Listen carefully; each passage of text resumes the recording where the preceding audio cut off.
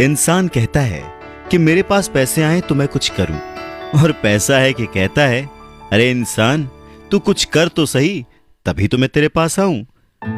यह भी उतना ही बड़ा सत्य है जैसे कि सूरज पूरब से निकलता है, बच्चा मां की कोख से ही जन्म लेता है।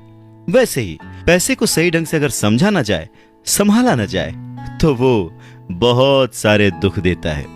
तो बस इसी पैसे को समझने और इसे संभालने की कला के बारे में आज हम चर्चा करेंगे। यानी कि हम बात करेंगे रॉबर्ट टी कियोसाकी की लिखी book rich dad poor dad की। इस किताब के इंट्रोडक्शन में मैं कुछ और बात कहूं, उससे पहले मुझे डॉक्टर एड कोकेन की एक बात याद आती है। लिखते हैं कि रिच डैड पुअर डैड अमीरी का शॉर्टकट नहीं बताती, ये सिखाती है कि आप पैसे की समझ कैसे विकसित करें, किस तरह से अपने पैसे की जिम्मेदारी निभाएं और उसके बाद किस तरह से अमीर बने। तो चलिए शुरू करते हैं। दोस्तों, जब भी बात जिम्मेदारी की आती है तो नाम याद आता है उस शख्स का जिसने जिंदगी में कितनी भी ठोकरें खाई हो, कितना भी दुखी रहा हो, पर हमारे हिस्से के गम लिए और अपने हिस्से की खुशी हमें दे दी। पिता। जेब खाली हो फिर भी मैंने उन्हें मना करते नहीं देखा, जेब खाली हो फिर भी मैंने उन्हें मना करते नहीं देखा। अरे मैंने अपने पिता से ज्यादा अमीर इस दुनिया में कोई इंसान नहीं देखा। रॉबर्ट टी कियोसाकी ने उसी पिता को ध्यान में रखते हुए, उन्हें main character of the story बनाते हुए हमें लाइफ के, आज की जिंदगी के, आज की लाइफ के सबसे इंपॉर्टेंट लेसन को पढ़ाने की कोशिश की है, विच इज पैसा। जी हाँ, हम बचपन से लेकर जवानी तक सिर्फ मार्क्स के पीछे भागते रहते हैं। हमारा जो एजुकेशन का पैटर्न है, पढ़ाई का तरीका है, हम बचपन से सिर्फ यही सुनते आए हैं कि पढ़ो पढ़ो पढ़ो और पढ़ो, और एक लेवल तक पहुंचने के बाद, एक एज तक पहुंचने के बाद डिसाइड करो कि अब क्या करना है। रॉबर्ट टी कियोसाकी इसी बात को बहुत ही खूबसूरती से एड्रेस करते हैं कि हमें पैसे को एक सब्जेक्ट की तरह बचपन से ही क्लासेस में पढ़ाना चाहिए। अगर आज पढ़ाई का मतलब, जिंदगी में सफल होने का मतलब ज्यादा पैसे कमाने से है, तो क्यों ना उस पैसे को सही ढंग से मैनेज करने का गुण हमें बचपन से मिले। स्कूल्स 6 घंटे के 8 घंटे के होते हैं, पर बाकी जो वक्त है वो घर पे बीतता है। तो कहीं ना कहीं स्कूल हो या घर हो, बच्चे को बचपन से ही पैसे की अहमियत, उसकी इंपॉर्टेंस, उसकी मैनेजमेंट के बारे में अगर पढ़ाया जाए तो इसमें कोई भी गलत बात नहीं है। मुझे लगता है कि ये बात कहीं ना कहीं मिसिंग थी। शायद कई सालों से ये जद्दोजहद है कि इसे शुरू किया जाए, इसे समझाया जाए। बहुत सारी फिल्में बनी हैं इस पर, लेकिन आज भी हम मार्क्स मार्क्स और मार्क्स के पीछे ही भागते हैं। अगर हमें पैसे को सही ढंग से मैनेज करने की कला आ जाए, अगर हमारी समझ डेवलप हो जाए, तो मुझे लगता है कि जो आजकल के बच्चे हैं वो बड़े जब होंगे तो वो खुश रहेंगे। इंसान को कंप्लीट करने के लिए उसका परिवार, उसके अपने, उसके दोस्त, उसका रहन सहन सब बहुत जरूरी होता है। ये तो नहीं कह सकते कि पैसा ही सब कुछ है, पर हाँ, सब कुछ पाने के लिए पैसा जरूरी है। काश काश कि मैंने ये बुक 20 साल पहले पढ़ी होती। ये लाइन अमेरिका के एक बहुत ही बड़े बिल्डर लैरिसन क्लार्क ने कही थी जब उन्होंने रिच डैड पुअर डैड पढ़ी थी। वक्त ऐसे ही बीत जाता है और हम काश में फंसे रह जाते हैं। ऐसी बहुत सारी चीजें हमें जब पता लगती हैं जिससे हमारी लाइफ बदल सकती थी, हमें कुछ सीखने को मिल सकता था, हमें तरक्की करने को मिल सकता था, पर वक्त बीत चुका होता है और बस रह जाता है तो ये एक काश कि मैंने ये कर लिया होता। इस किताब में कियोसाकी ने अपने 2 पिताओं का रेफरेंस लिया है। एक जो रिच डैड थे जिनके पास बहुत पैसा था, और एक जो पुअर डैड थे। रॉबर्ट कियोसाकी अपने दोनों पिताओं को, दोनों डैड्स को बराबर का सम्मान देते थे, और उनके जो दोनों पिता थे वो भी उन्हें उतना ही प्यार करते थे। बहुत सारे लोगों के सवाल हो सकते हैं कि एक ही वक्त पर एक इंसान के 2 पिता कैसे हो सकते हैं, या कोई और क्वेश्चन। मुझे लगता है कि हम अगर इस बात पे ध्यान दें कि रॉबर्ट कियोसाकी हमें समझाना क्या चाहते हैं, तो हमारे लिए फायदे की बात होगी। हो सकता है उन्होंने ऐसा मान लिया हो सकता है उन्होंने अपने मन को पुअर डैड और अपने दिमाग को रिच डैड माना हो, या ये हो सकता है कि एक डैड उनके रहे हों और दूसरे डैड उनके किसी दोस्त के, कुछ भी हो सकता है। इम्पॉर्टेंट ये नहीं है कि ये जो डैड का रेफरेंस लिया उन्होंने, ये कहानी है या काल्पनिक है। असल बात ये है कि रॉबर्ट कियोसाकी हमें समझाना क्या चाहते हैं, हमें बताना क्या चाहते हैं। चलिए मान लेते हैं कि रॉबर्ट कियोसाकी के दो पिता थे और उनमें से एक बहुत अमीर थे, एक बहुत गरीब थे। तो रॉबर्ट कियोसाकी कहते हैं कि सोच जो है वो बहुत बड़ा रोल प्ले करती है, और इसी माध्यम से रॉबर्ट कियोसाकी कहते हैं कि हालांकि वो दोनों पिता उनके अपने थे, हालांकि वो दोनों पिता उनका उतने ही शिद्दत से, उतने ही मन से ख्याल रखते थे, उतना ही प्यार करते थे, अपनी जान निछावर करते थे और हमेशा उन्हें सिखाने की कोशिश करते थे, जिंदगी में आगे बढ़ाने की कोशिश करते थे। पर ऐसा क्यों था कि उनके एक पिता अमीर थे और एक पिता गरीब? सारा खेल सोच का है, सारा खेल नजरिए का है। नजरिया ही इंसान को तरक्की दिला सकता है और नजरिया ही इंसान के जीवन की नाव डुबा सकता है। तो ये हमारे ऊपर है कि हम किस रंग के चश्मे को पहनकर कैसा मौसम देखते हैं। किसी शायर ने क्या खूब कहा है कि जैसा दर्द हो वैसा मंजर होता है, अरे मौसम तो इंसान के अंदर होता है। और उसी अंदर के मौसम को हमेशा बनाए रखने, अपने आप को पॉजिटिव रखते हुए, अपना नजरिया सकारात्मक रखते हुए अगर हम आगे सोचें तो कुछ अच्छा तो जरूर होगा। स्कूल जाओ और मेहनत से पढ़ो, ये जो लाइन है याद करिए, बचपन में हम सब ने सुना है और एक बार नहीं कई बार सुना है। रिश्तेदारों से, घर वालों से, टीचर से, हर एक से, स्कूल जाओ और मेहनत से पढ़ो। एक वक्त तो ऐसा लगता था कि बस पढ़ते रहो पढ़ते रहो पढ़ते रहो, पर जैसे जैसे समझ आगे बढ़ी एक सवाल मन में घर करने लगा, आखिर हम पढ़ किस लिए रहे हैं? देखिए, स्कूल जाना और पढ़ाई करना ये बहुत ही अच्छी बात है, लेकिन अगर कोई काम किया जा रहा है तो वो किस वजह से किया जा रहा है ये जानना भी उतना ही जरूरी है। अपनी पढ़ाई पूरी करने के बाद हम सबसे पहले जॉब ही ढूंढते हैं ना, ये सोचकर के जॉब मिलने पर हमारी सारी प्रॉब्लम्स दूर हो जाएंगी, पैसे मिल जाएंगे, हम घर बना लेंगे, गाड़ी खरीद लेंगे और जो भी ज़रूरतें हैं पैसे से जुड़ी हुई वो सब पूरी कर लेंगे। पर ऐसा होता नहीं है। बहुत सारे लोग अच्छी जॉब और बहुत ही अच्छी सैलरी होने के बावजूद खुश नहीं होते। वो अपनी ज़रूरतें पूरी नहीं कर पाते, बहुत ही मुश्किल से घर का खर्च चला पाते हैं, पर वो लगे रहते हैं इस उम्मीद में कि शायद अगले साल फिर से इंक्रीमेंट होगा, पैसे बढ़ेंगे और उन पैसों से हम अपनी जो ज़रूरतें हैं जो पूरी नहीं कर पाए हैं उन्हें पूरी कर लेंगे। और वो और ज़्यादा मेहनत करते हैं प्रमोशन पाने के लिए। पर वक्त के साथ साथ हमारी ज़रूरतें और हमारा लालच बढ़ने लगता है। पहले तो पैसे के बिना रहने के डर से हम बहुत मेहनत करने लग जाते हैं और उसके बाद जब हमें सैलरी मिलने लगती है तो हमें लालच और ज़्यादा पाने की इच्छा जाग जाती है। और चूहे बिल्ली के इसी खेल में हमारी ज़िंदगी का भी एक पैटर्न बन जाता है। ज़्यादा मेहनत करो, ज़्यादा पैसे कमाओ, ज़्यादा पैसे कमाओ, घर का खर्च चलाओ, पैसे खत्म, फिर ज़्यादा मेहनत करो। और ये जो विशेष सर्कल है ये चलता रहता है और इसी सर्कल में हम गोल गोल गोल गोल घूमते रहते हैं। अगर हमारे पास ज़्यादा पैसे आ भी जाएं तो भी हमें इस विशेष सर्कल में घूमने की आदत पड़ जाती है। हमें डर और लालच पर काबू पाना सीखना बहुत ज़रूरी है, क्योंकि अगर हम अमीर बन भी गए तो इन आदतों की वजह से हम हमेशा डर के साए में रहेंगे और अपनी ज़िंदगी को एंजॉय नहीं कर पाएंगे। पहले के ज़माने में शिक्षा एक जरिया थी लोगों की पर्सनैलिटी डेवलप करने का और आसपास के हर विषय में उन्हें जानकारी देने का। पर वक्त के साथ साथ पढ़ाई का लक्ष्य, उसका गोल बदल गया। पढ़ाई का मकसद रह गया बड़े होकर अपनी जीविका चलाना, ब्रेड एंड बटर कमाना। और इसमें कुछ गलत भी नहीं है। वक्त के साथ चीजें बदलना बहुत जरूरी है, क्योंकि जो चीज वक्त के साथ नहीं बदलती वो या तो हमारी खुशियां छीनती है या फिर समाज को बहुत ही पीछे ले जाती है। रॉबर्ट टी कियोसाकी ने इस बहुत ही अहम मुद्दे को यहां पर उठाया है अपने book rich dad poor dad में।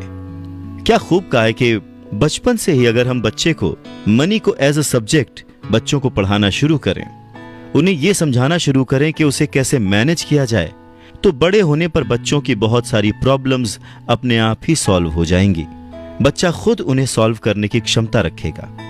पर कहीं ना कहीं रॉबर्ट टी कियोसाकी ने इस बात का पूरा ध्यान रखा है कि पैसे को रिश्तों के ऊपर न रखा जाए।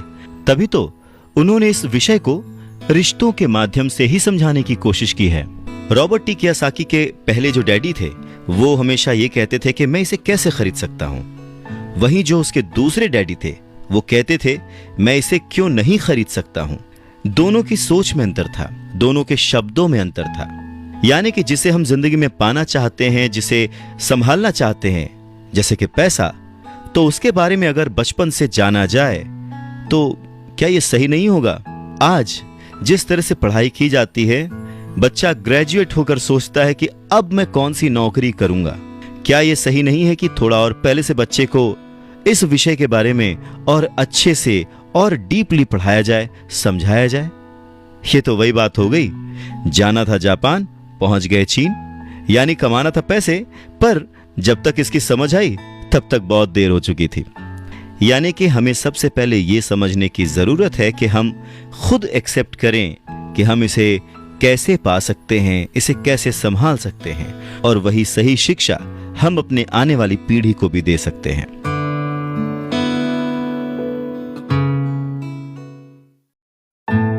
यह कितना सच है ना कि अगर हमें किसी मंजिल की ओर बढ़ना है तो हमें उसी दिशा की ओर रास्ता तय करना पड़ेगा, सफर करना पड़ेगा, मुश्किलों से जूझना पड़ेगा, और तब कहीं जाकर उस मंजिल को हम पा सकते हैं। धन संबंधी जो शिक्षा है उसके बारे में भी कुछ ऐसा ही है। धन कमाना एक अलग बात है, पर उस धन को सही ढंग से संभालना एक अलग कला है। पैसा एक तरह की ताकत है, पर इससे भी बड़ी ताकत है उसे संभाल कर रखने की समझ।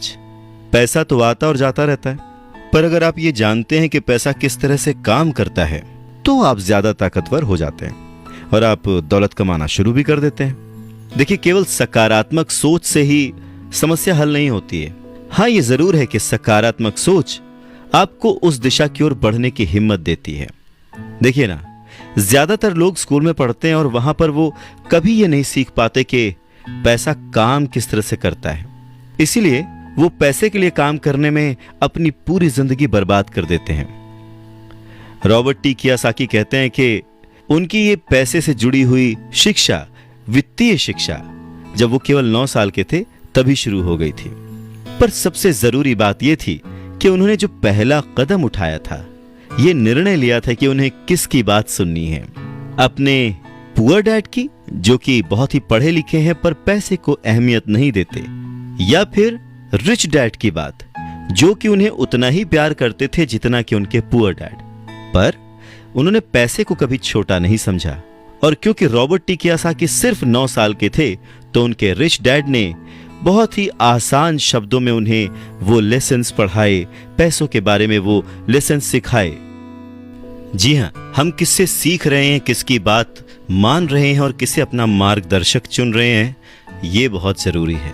क्योंकि जो हमें गाइड कर रहा है, अगर उसका नजरिया ही अलग है तो वो आपको सही मंजिल की ओर नहीं पहुंचा पाएगा।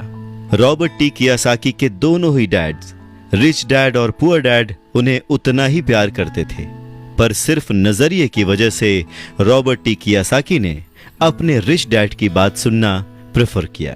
रॉबर्ट टी कियोसाकी कहते हैं कि जब तक उनके रिच डैड रहे, उन्होंने पूरे लाइफ में सिर्फ 6 ही लेसन उन्हें सिखाए, और ये 6 लेसन उन्होंने अपनी book rich dad poor dad में लिखी है, जो कि एक बच्चा भी समझ सकता है। सबक नंबर 1, अमीर लोग पैसे के लिए काम नहीं करते। सबक नंबर 2, पैसे की समझ क्यों सिखाई जानी चाहिए। सबक नंबर 3, अपने काम पर ध्यान दो और अपने काम से काम रखो। सबक नंबर 4, टैक्स क्या है उसे समझो और कॉरपोरेशंस की ताकत। सबक नंबर 5, अमीर लोग पैसे को जन्म देते हैं। सबक नंबर 6, पैसे कमाने के लिए काम ना करें, सीखने के लिए काम करें।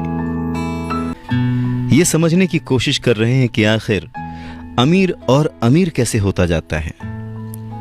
रॉबर्ट टी कियोसाकी एक कहानी का जिक्र करते हैं। कहते हैं कि जब वो छोटे थे तो उन्होंने अपने डैडी से पूछा कि डैडी, क्या आप बता सकते हैं कि अमीर कैसे बना जाए? ये सुनकर उनके पुअर डैडी, जो कि एक स्कूल में पढ़ाते थे, उन्होंने कहा कि बेटे, तुम अमीर क्यों बनना चाहते हो?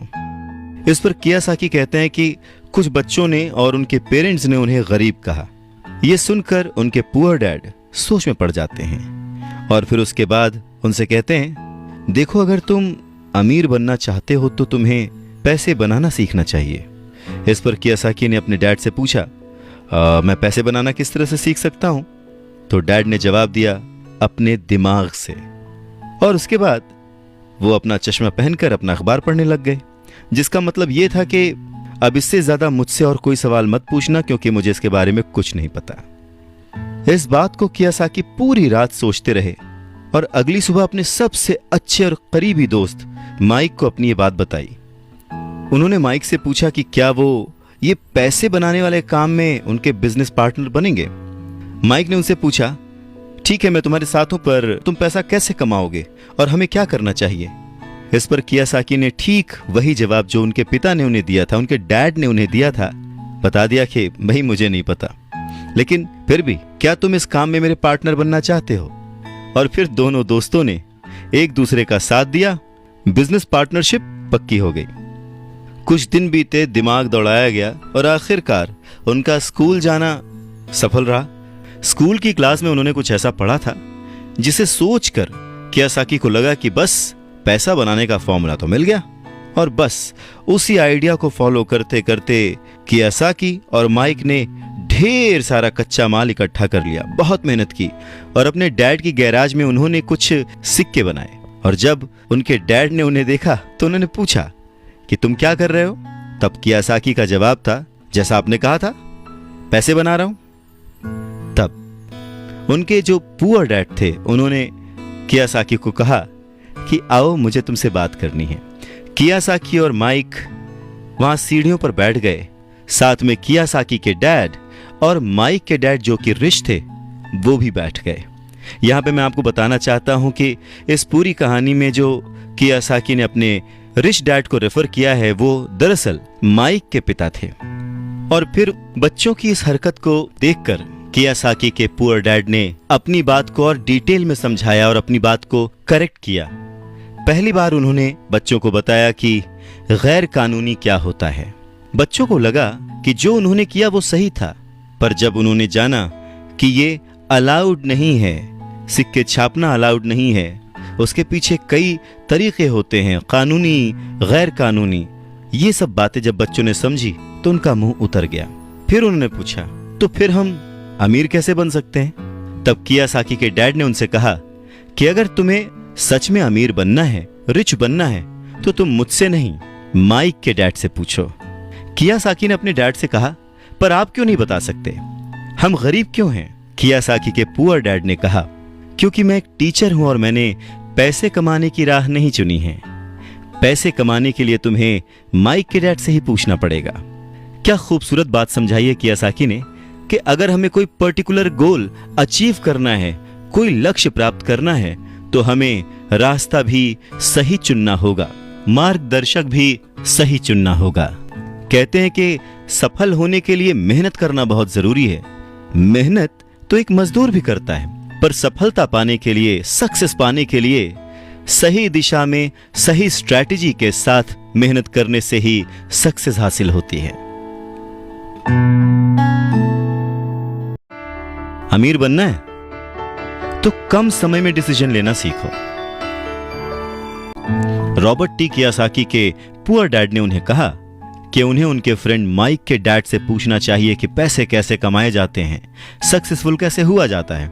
तो रॉबर्ट टी कियोसाकी ने और उनके फ्रेंड माइक ने यह डिसाइड किया कि वो अपने रिच डैड से यह बात जरूर पूछेंगे कि अमीर कैसे बना जाए, पैसे कैसे बनाए जाएं। रॉबर्ट टी कियोसाकी ने अपने रिच डैड से पूछा कि क्या वो उन्हें पैसा बनाना सिखाएंगे। इस पर उनके रिच डैड ने एक शर्त रखी और शर्त यह थी कि वो बच्चे उनके साथ काम करते हुए सीखेंगे, न कि क्लास में बैठकर लेक्चर सुनते हुए। उन्होंने कहा कि मेरे पास इतना वक्त नहीं है कि मैं तुम्हें क्लास में बैठकर पढ़ाऊं और जिसका तुम कोई प्रैक्टिकल इस्तेमाल ना कर सको। इस बात को सुनकर रॉबर्ट टी कियोसाकी और माइक थोड़ा सा कंफ्यूज हो गए। वो समझ नहीं पा रहे थे कि उन्हें हाँ कहना चाहिए या नहीं।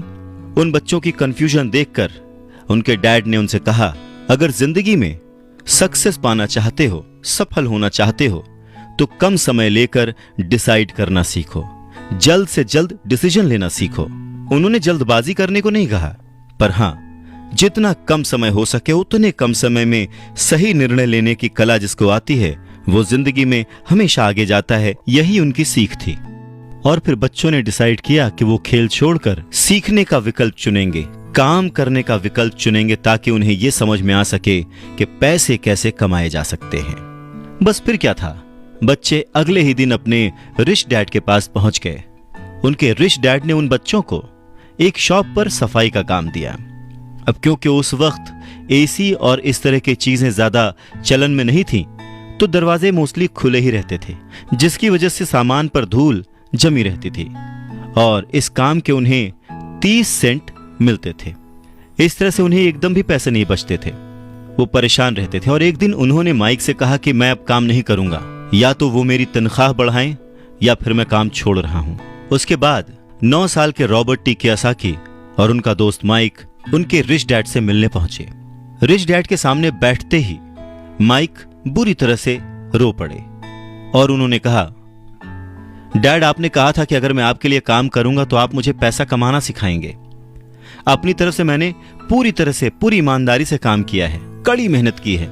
इस काम के लिए मैंने अपनी खेल तक की कुर्बानी दे दी और अब आप अपने वादे से मुकर रहे हैं। आपने मुझे कुछ भी नहीं सिखाया। लोग आपको लालची कहते हैं, जो सिर्फ पैसे कमाना चाहता है पर अपने साथ काम करने वालों का बिल्कुल भी ध्यान नहीं रखता। मैं एक छोटा सा बच्चा हूं और आपको मेरे साथ ऐसा बर्ताव नहीं करना चाहिए था। रॉबर्ट टी कियोसाकी के डैड ने कहा, पर मैं तो तुम्हें काम सिखा रहा हूं। रॉबर्ट टी कियोसाकी कहते हैं कि उस वक्त वो गुस्से में थे, तो उन्होंने पूछा, नहीं, आप मुझे कुछ नहीं सिखा रहे, बताइए आपने मुझे क्या सिखाया। कुछ भी नहीं। आपसे सीखने के लिए मैं बस चंद सिक्कों में काम करने के लिए तैयार हो गया और उसके बाद तो आपने मुझसे बात तक नहीं की। मैं आपकी शिकायत सरकार से करूंगा। हमारे देश में भी बाल श्रम कानून है, आप तो जानते ही हैं। मेरे पुअर डैड सरकार के लिए काम करते हैं। इस बात को सुनकर उनके रिच डैड ने कहा, शाबाश, अब तुम उन लोगों की तरह बोल रहे हो जो कभी मेरे लिए काम करते थे। या तो मैंने उन्हें नौकरी से निकाल दिया या फिर उन्होंने खुद ही नौकरी छोड़ दी। रही बात तुम्हें कुछ सिखाने की, कौन कहता है कि मैंने तुम्हें कुछ नहीं सिखाया? पिछले दिनों जितना तुमने काम किया, जरा सोच कर देखो, क्या सिखाने का मतलब केवल भाषण देना या बातचीत करना ही होता है? इस तरह से तो तुम्हें स्कूल्स में सिखाया जाता है, पर जिंदगी में कोई तुम्हें भाषण देकर या बातचीत करके नहीं सिखाएगा। तुम्हें उस दौर से गुजरना पड़ेगा, कठिनाइयों से जूझना पड़ेगा, अपना रास्ता खुद ढूंढना पड़ेगा और फिर जिंदगी तुम्हें सबक सिखाएगी, तुम्हें और बेहतर इंसान बनाएगी। सच ही तो है, जिंदगी के तमाम मोड़ आते हैं, ऐसे मकाम आते हैं जिन पर हमें धक्का लगता है, ठोकरें लगती हैं।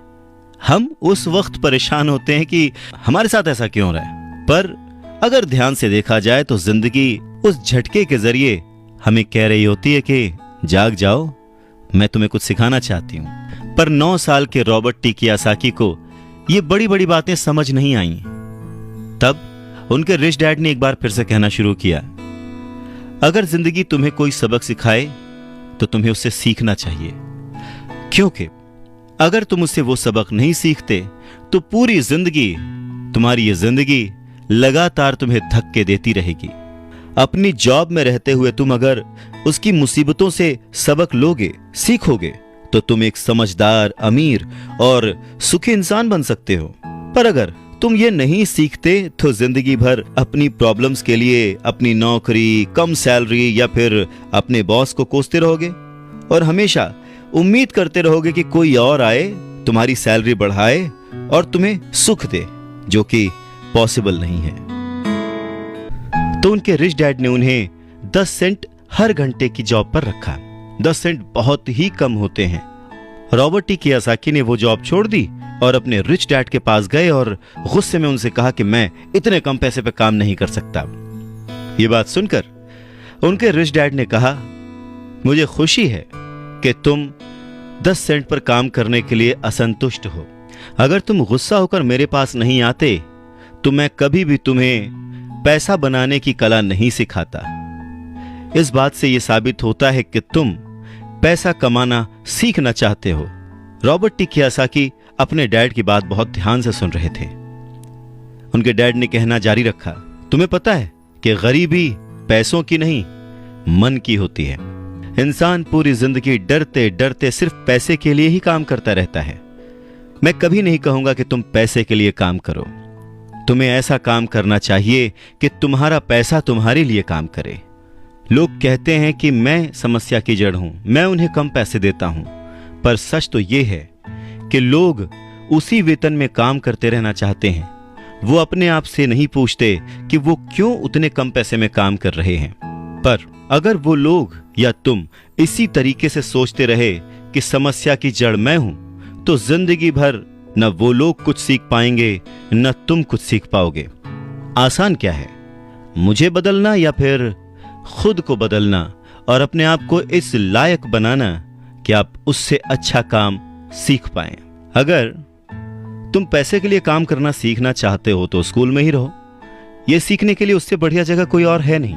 परंतु अगर तुम ये सीखना चाहते हो कि पैसा तुम्हारे लिए किस तरह से काम करे, तो मैं तुम्हारा रिच डैड तुम्हें यह सिखा सकता हूं। पर यह तभी संभव होगा, तभी पॉसिबल होगा जब यह तुम खुद सीखना चाहो। तो तुम सीखने के लिए तैयार हो? रॉबर्ट टी कियोसाकी ने हां में सर हिलाया और फिर रिच डैड ने कहना शुरू किया, देखो बच्चे, जैसे मैंने कहा, सीखने के लिए बहुत कुछ है। पैसे से अपने लिए काम कैसे करवाया जाए, यह जिंदगी भर चलने वाली पढ़ाई है। मैं पहले से ही जानता हूं कि मेरी धन संबंधी पढ़ाई जीवन भर चलेगी, और इसकी वजह यह है कि मैं जितना ज्यादा जान लेता हूं, उससे भी ज्यादा जानने की मेरी इच्छा बढ़ती चली जाती है। बहुत ही कम लोगों को इस बात का एहसास होता है कि असली समस्या पैसे की नहीं है। असली समस्या, असली प्रॉब्लम नॉलेज की है, सोच की है। तो क्या तुम्हारे अंदर सीखने की उतनी ही इच्छा है जितना पहले थी? इस पर रॉबर्ट टी कियोसाकी ने कहा, हां बिल्कुल, मैं दूसरे लोगों की तरह थोड़े हूं, मैं सीखना चाहता हूं। तब रिच डैड ने कहना शुरू किया, ठीक है, तो कल से तुम फिर वापस काम पर जाओ, पर इस बार मैं तुम्हें कोई तनख्वाह नहीं दूंगा। तुम्हारी तनख्वाह बंद। तुम हर शनिवार 3 घंटे उसी तरह काम करोगे, लेकिन इस बार तुम्हें 10 सेंट प्रति घंटे के हिसाब से सैलरी नहीं मिलेगी। तुमने तो कहा है कि तुम पैसे के लिए काम करना नहीं सीखना चाहते, इसलिए मैं तुम्हें बदले में कुछ भी नहीं दूंगा। अपने रिच डैड की बात सुनकर रॉबर्ट टी कियोसाकी बहुत ही कंफ्यूज हो गए। उन्हें समझ ही नहीं आया कि वो आखिर क्या करें। और अगले 3 हफ्ते तक रॉबर्ट टी कियोसाकी अपने दोस्त माइक के साथ हर शनिवार को मुफ्त में काम करते रहे। काम बहुत परेशानी वाला नहीं था और समय गुजरने के साथ साथ यह आसान भी होता गया। पर उन्हें अफसोस था तो अपने छूटे हुए बेसबॉल गेम्स और कॉमिक्स का, क्योंकि वो अब उसका मजा नहीं ले सकते थे और साथ ही उन्हें कुछ पैसे भी नहीं मिल रहे थे। तीसरे हफ्ते दोपहर में रॉबर्ट टी कियोसाकी के रिच डैड उनकी शॉप पर आए, जहां पर वो बच्चे काम करते थे, और उन्हें कहा कि क्या तुम जिंदगी भर जो मेरे बाकी एम्प्लॉयज हैं उनकी तरह ही काम करना चाहते हो, डरते रहना चाहते हो? मुझे लगता है कि मुझे तुम्हारी सैलरी बढ़ा देनी चाहिए, 25 सेंट्स पर आवर। ये सुनकर वो दोनों मन ही मन खुश हो गए, पर उन्होंने सामने कुछ नहीं कहा, वो चुप रहे। रिच डैड ने थोड़ी देर देखा और कहा कि चलो अच्छा, तुम इतने पे खुश नहीं हो, मैं तुम्हारी सैलरी $1 पर आवर कर देता हूं। $1 पर आवर उस समय के हिसाब से कह सकते हैं कि देश का सबसे अमीर बच्चा भी जो होगा वो भी नहीं कमाता होगा। वो थोड़ी देर चुप रहे और फिर उन्होंने कहा कि अच्छा चलो ठीक है, मैं तुम्हारी सैलरी $5 पर आवर कर देता हूं। यह सैलरी सुनकर उनका मन बार बार कह रहा था कि मान लो, इससे क्या नहीं खरीदा जा सकता, ढेर सारी कॉमिक्स, ढेर सारी साइकिल्स वगैरह वगैरह। पर वो चुप रहे। उन बच्चों को चुप देख उनके रिच डैड ने कहा, मुझे अच्छा लगा कि तुम लोगों ने लालच नहीं किया, जल्दबाजी नहीं दिखाई, और मैं ये देख सकता हूं कि तुम अगर इसी तरह मन लगाकर सीखते रहे तो फ्यूचर में पैसे से जुड़ी किसी भी बात के लिए तुम जल्दबाजी में डिसीजन नहीं लोगे।